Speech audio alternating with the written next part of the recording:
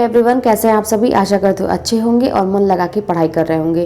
तो आज जो है हम लोग कुछ चर्चित कहानियाँ जो सरस्वती पांडे किताब में दी हुई है उसको हम लोग याद करेंगे एक आसान तरीके से और एक नई ट्रिक के साथ याद करेंगे ताकि आप लोग को 5-10 मिनट में ही सारी चीज़ें याद हो जाए। ठीक है, तो चलिए शुरू करते हैं। अगर वीडियो पसंद है तो लाइक करिएगा, चैनल पर नए हो तो सब्सक्राइब करिएगा ताकि मैं आप लोगों के साथ ऐसे ही वीडियो शेयर करती रहूँ।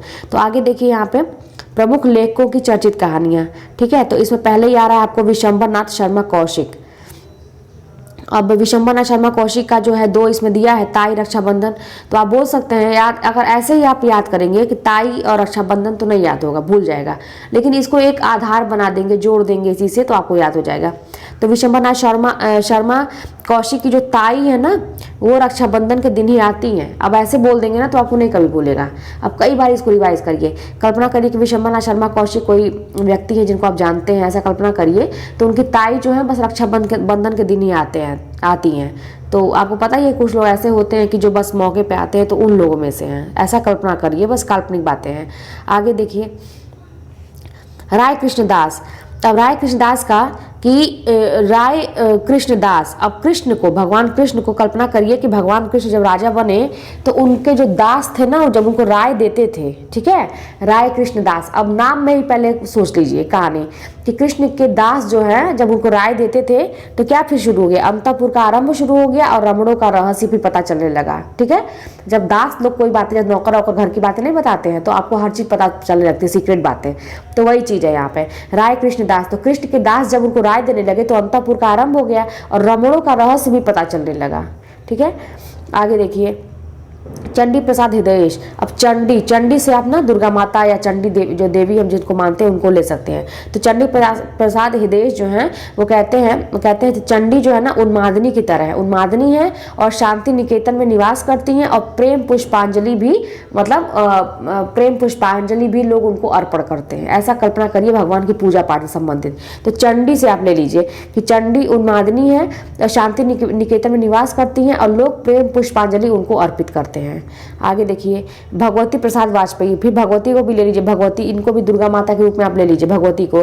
तो भगवती प्रसाद वाजपेयी, भगवती का आप देखते होंगे कि जब दशहरा आता है तो मूर्तियां बनाई जाती हैं, है ना। और मूर्तियां जब दुर्गा माँ की बनाई जाती है तो पहले स्केच किया जाता है, पेंसिल से स्केच किया जाता है, फिर बिंदिया लगाई जाती है, फिर उसको और सजाया जाता है, मतलब इस तरह से, है ना। फिर वो मूर्ति बनकर तैयार हो जाती है खूबसूरत सी, सब देखने जाते हैं। तो वही चीज़ यहाँ पे हम कल्पना करेंगे।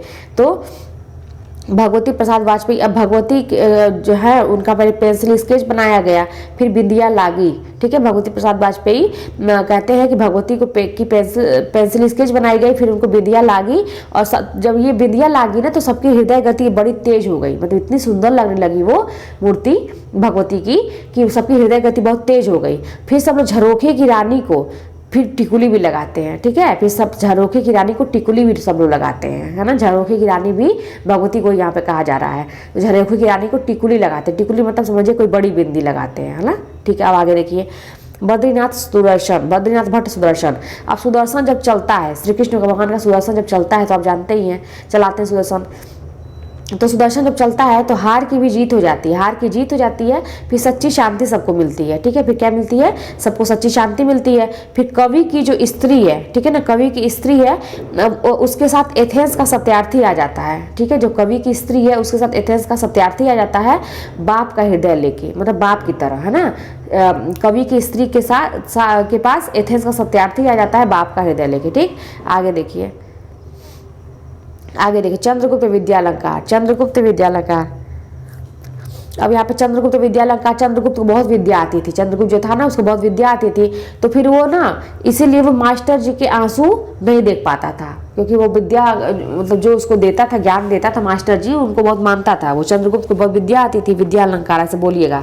तो इसलिए वो मास्टर जी के आंसू नहीं देख पाता था, क्योंकि सबको ना, और मास्टर जी को आंसू क्यों आ रहे थे, क्योंकि शराबी की वजह से भय का राज्य था वहाँ पे, है ना। इसीलिए मास्टर जी के आंसू आ रहे थे। तो चंद्रगुप्त को विद्या बहुत आती थी, तो इसलिए चंद्रगुप्त जो है मास्टर जी के आंसू नहीं देख पाता था, और क्योंकि वहाँ पे शराबी का भय राज्य था। ठीक ना, इस तरह से आप याद कर सकते हैं। बेचन शर्मा उग्र। बेचन शर्मा उग्र, बहुत उग्र हो जाते हैं, है ना। कहते हैं कि उसकी माँ जो है निहलिस्ट हो गई है और कहती है कि ऐसी होली खेलो लाल, ठीक है। पांडे बेचन शर्मा उग्र बहुत उग्र हो गए और कह रहे हैं कि उसकी माँ निहलिस्ट हो गई और कह रही है कि ऐसी होली खेलो लाल। आगे देखिए, सूर्यकांत त्रिपाठी निराला। निराला की बात ही अलग है, निराला है तो निराला आप देख सकते हैं कि हाथी होती कहीं जाती है, गज जिसको बोलते हैं, तो हाथी होती कहीं जाती है तो बड़े मस्त होकर चलती है, तो लगता है कि बड़ी निराला है ना, सब लोग बोलते बड़े निराला है। तो सूर्यकांत त्रिपाठी निराला कहते हैं किसको देखते हैं, सूर्यकांत त्रिपाठी निराला किसको देखते हैं, श्रीमती गजानन शास्त्री को देखते हैं।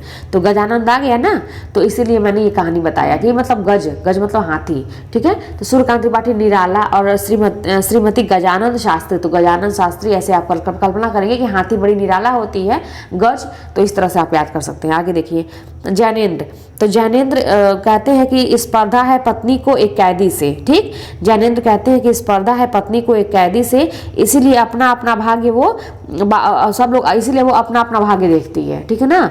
स्पर्धा है पत्नी को एक कैदी से, इसलिए वो अपना अपना भाग्य देखती है और बाहुबली के पास चली जाती है, ठीक है। इसलिए वो अपना अपना भाग्य देखती है, बाहुबली के पास चली जाती है। और लाल सरोवर में मास्टर जी जाते हैं, लाल सरोवर के पास जब मास्टर जी जाते हैं तो वहाँ पे वो भाभी को देखते हैं जिनकी हत्या हो चुकी होती है। काल्पनिक बातें हैं कि लाल सरोवर में जब मास्टर जी जाते हैं तो वहाँ पे वो भाभी को देखते हैं जिनकी हत्या हो गई रहती है। आगे देखिए, यशपाल ना पर्दा डाल देते हैं किस पर, नीरस रसिक पे, ठीक है। यशपाल पर्दा डाल देते हैं किस पे, नीरस रसिक पे। और मकरील जो है, मकरील कहता है कि आदमी का बच्चा धर्म रक्षा करता है, ठीक है। मकरील कहता है कि आदमी का बच्चा जो है वो धर्म रक्षा करता है और प्रतिष्ठा का बोझ भी उठाता है, ठीक है, प्रतिष्ठा का बोझ भी उठाता है। आगे देखिए, अज्ञे जो है कहते हैं कि रोज मेजर चौधरी कविप्रिया से मिलने जाते हैं, ठीक। रोज गैंग्रीन भी है साथ में, ठीक है। तो अज्ञे कहते हैं कि रोज मेजर चौधरी कविप्रिया से मिलने जाते हैं और कहते हैं रमनते तत्र देवता, क्या कहते हैं, रमनते तत्र देवता। और वहीं पे नारंगियाँ लगी हुई है और सब लोग मनसो खाते हैं, ठीक ना। मनसो मतलब मन से खाते हैं, ऐसा आप कल्पना करेंगे कि वहीं पे नारंगियाँ लगी हुई हैं, सब लोग मन से खाते हैं, मनसो खाते हैं सब लोग। और पठार का धीरज मतलब ऊंची ऊंची चट्टाने हैं, पठार है, तो पठार का धीरज कैसा लग रहा है, पठार का धीरज जो है पुरुष का भाग्य लिख देता है। पठार का धीरज जो है मतलब पठार बड़े धीरज के साथ खड़ा है वहाँ पे, तो ऐसा लगता है कि मानो पुरुष का भाग्य लिख रहा है वो। आगे देखिए, उपेंद्रनाथ अश्क।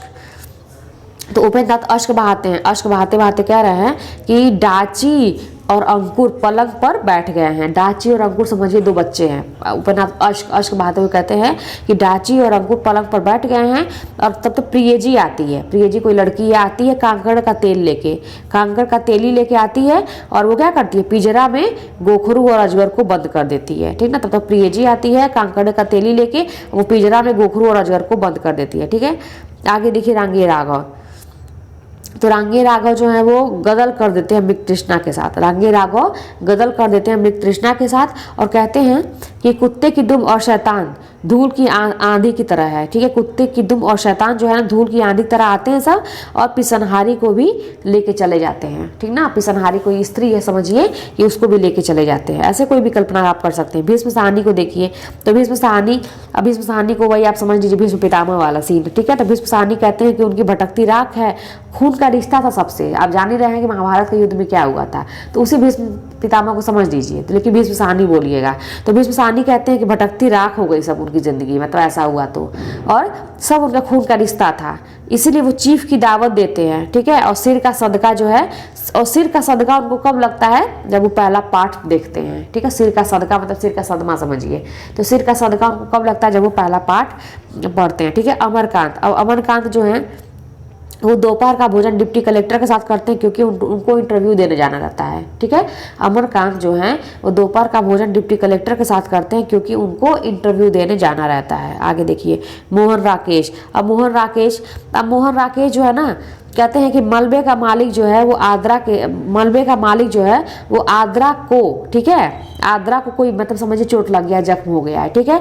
तो मलबे का मालिक जो है आद्रा को सेफ्टी पिन ऐसे बोलिए आप, मलबे का मालिक जो है आद्रा के पास सेफ्टी पिन लेके जाता है और उसके जख्म को सही करता है, ठीक ना। सेफ्टी पिन से मतलब मान लीजिए कोई कांटा ही धंस गया हो तो पिन से हम लोग नहीं निकालते हैं, सुई से, सेफ्टी पिन से, तो वही चीज़ है। तो मोहन राकेश कहते हैं कि मलबे का मालिक जो है आद्रा के पास सेफ्टी पिन लेके जाता है और उसका जख्म सही करता है और उसको मिस पॉल बना देता है। उसको क्या बना देता है? मिस पॉल बना देता है। आगे देखिए कमलेश्वर। कमलेश्वर कमल और ईश्वर से लीजिए, जैसे ईश्वर कोई है, बहुत बहुत बहुत बड़े आदमी है कमलेश्वर। तो कमलेश्वर कहते हैं कि जॉर्ज पंचम की नाक देखो नीली झील की तरह है और ऐसा लग रहा है जैसे ऊपर उठता हुआ मकान है। मतलब नहीं, किसी की नाक बहुत उठी हुई होती है। तो कमलेश्वर कह रहे हैं कि जॉर्ज पंचम की नाक देखो नीली झील की तरह है, ऐसा लग रहा है कि ऊपर उठता हुआ मकान है। आगे देखिए धर्मवीर भारती। धर्मवीर भारती मतलब धर्म की बातें करते हैं। तो धर्मवीर भारती कहते हैं कि गुलकी बन्नो कहती है कि सावित्री नंबर 2 और मरीज नंबर 7 यह मेरे लिए नहीं है। ठीक है, ये कौन कहता है? धर्मवीर भारती में से धर्म की बातें करते हैं। तो ये कहते हैं कि गुलकी बन्नो कहती है, कोई स्त्री है, कि सावित्री नंबर 2 और मरीज नंबर 7 ये मेरे लिए नहीं है। आगे देखिए निर्मल वर्मा। अब निर्मल वर्मा बहुत निर्मल है, बहुत ही निर्मल स्वभाव इनका। तो ये कहते हैं कि दहलीज पे लवर्स आए हुए हैं पिक्चर पोस्ट कार्ड लेके। ठीक है, दहलीज पे लवर्स आए हुए हैं पिक्चर पोस्ट कार्ड लेके और कह रहे हैं कि मैं पिता का प्रेमी हूँ। क्या कह रहे हैं? कि मैं तुम्हारे पिता का प्रेमी हूँ। ठीक, ये कौन कह रहा है? निर्मल वर्मा। रेणु, अब रेणु फणीश्वरनाथ रेणु। अब इनका तो आप ये मूवी बहुत अच्छी है तीसरी कसम, आप देखिएगा, बहुत अच्छी मूवी है ये। तो रेणु कहते हैं कि तीसरी कसम उर्फ मारे गए गुलफाम को ठेस लग गई। ठीक, तीसरी कसम उर्फ मारे गए गुलफाम को ठेस लग गई, किससे? पंचलाइट से। और तो वहीं पर रसप्रिया आ जाती है। ठीक है, लाल पान की बेगम भी आ जाती है। ठीक है, वहीं पर नहीं तो फिर ऐसा बोल दीजिए कि रसप्रिया जो है लाल पान की बेगम के पास चली जाती है, जो 3 विदिया लगाई रहती है। लाल पान की बेगम क्या की रहती है? 3 विदिया लगाई रहती है। ठीक, फिर एक बार समझ लीजिए कि रेणु कहते हैं कि तीसरी कसम उर्फ माले गए गुलफाम जो है उनको ठेस लग जाती है पंचलाइट से।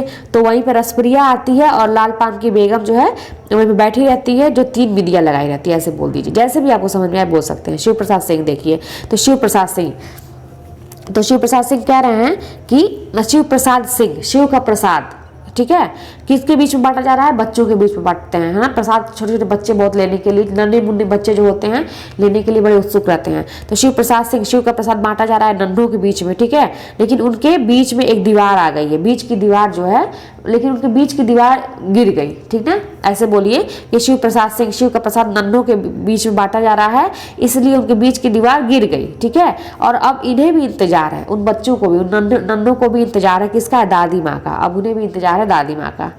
अब देखिए मार्कंडे गुलरा के बाबा। मार्कंडे एक मंदिर है, मैंने सुना है शंकर भगवान का, तो वहाँ पे गुलरा के बाबा हमेशा जाते हैं। ठीक है, रघुवीर सहाय कहते हैं कि मेरे और नंगी औरत के बीच मुठभेड़ हो गई 3 मिनट। ठीक है, मेरे और नंगी औरत के बीच मुठभेड़ हो गई 3 मिनट। ये सब काल्पनिक बातें हैं, ठीक है, बनावटी बातें हैं, बस याद करने के लिए हम लोग ऐसे बोलते हैं। शेखर जोशी। अब शेखर जोशी कहते हैं कि दज्जू अप्रतीक्षित हो गया है। ठीक है, दज्जू जो है अप्रतीक्षित हो गया है और बदबू आती है किससे? प्रश्नवाचक आकृतियां से। कौन कह रहा है? शेखर जोशी। ठीक है, शेखर जोशी इतने जोश में है कि कहते हैं कि दज्जू जो है अप्रतीक्षित हो गया है और बदबू किससे आता है? प्रश्नवाचक चिन्ह, प्रश्नवाचक आकृतियां से। देखिए ये अभी ऐसे आप बोल के याद करेंगे फिर भूल जाएगा आपको तुरंत, मान के चलिए सबके साथ होता है, आपके साथ नहीं है। इसको अब जितना रिवाइज कर लीजिए, बस इसी, मान लीजिए कोई भी ट्रिक है, मान लीजिए यही ट्रिक आप अपना रहे हैं तो इससे, या आपकी जो ट्रिक है, ठीक है, ट्रिक तो आपको लगाना पड़ेगा, लिंक तो आपको जोड़ना पड़ेगा, आप सीधे सीधे नहीं याद कर सकते हैं। तो जिस भी लिंक से, जिस भी कहानी बना के जो भी ट्रिक्स आप याद कर रहे हैं उसी से दोहराइए, बार बार चेंज मत करिए, बार बार मैं कहती हूँ। और जब कई बार रिवाइज करेंगे तो दिमाग में चीज़ें बैठ जाएंगी, बिल्कुल बैठ जाएंगी। इसके लिए आप बिल्कुल परेशान मत होइए कि याद नहीं होती चीज़ें, भूल जाते हैं। ठीक है, आगे देखिए, अब यहाँ पे देखिए ज्ञान रंजन को। तो ज्ञान रंजन, बहुत ज्ञान है भाई इनको, तो ये कहते हैं, तो ज्ञान रंजन को बहुत ज्ञान है इसलिए इनको घंटा फर्क नहीं पड़ता पिता के बहिर्गमन से। ठीक ना, ऐसे बोल दीजिए कि ज्ञान रंजन को इतना ज्ञान है कि इनको घंटा फर्क नहीं पड़ता। कहते हैं ना कि घंटा फर्क नहीं पड़ता मुझे। ठीक है, तो इनको घंटा फर्क नहीं पड़ता पिता के बहिर्गमन से, भले ही वो सीमाएं लांघ के चला जाए। ठीक है ना, भले ही वो सीमाएं लांघ के चला जाए, इनको घंटा फर्क नहीं पड़ता। आगे देखिए शिव मूर्ति। अब शिव मूर्ति के सामने कसाई बाड़ा है, वहीं पर सबका तिरिया चरित्र पता चलता है। एक शिव की मूर्ति है, कल्पना करिए, और उसी के सामने कसाई बाड़ा है, कसाई काटते हैं सब, ठीक है, जानवरों को, कसाई बाड़ा है, और वहीं पे सबका तिरिया चरित्र पता चलता है। कृष्णा सोबती। तो कृष्णा सोबती को क्या नहीं, सोबती सिक्का बदल गया, इनको शोभा नहीं देता है, इनको शोभती नहीं, पसंद नहीं आता इनको, सिक्का बदल गया। तो कृष्णा सोबती को क्या नहीं शोभती, सिक्का बदल गया। ठीक, तो चलिए आज हम लोग इतना जितना भी था इसमें चर्चित कहानियाँ इतना हम लोग पढ़ लिया। अब आगे हम लोग पढ़ेंगे। आप लोग आलोचना के बारे में कह रहे दीदी पढ़ा दीजिए, ठीक है मैं देखती हूँ जो इंपॉर्टेंट आलोचना है मैं उनका आप लोग को ट्रिक बताती हूँ कैसे मैंने याद किया था। चलिए फिर मिलते हैं नेक्स्ट वीडियो में।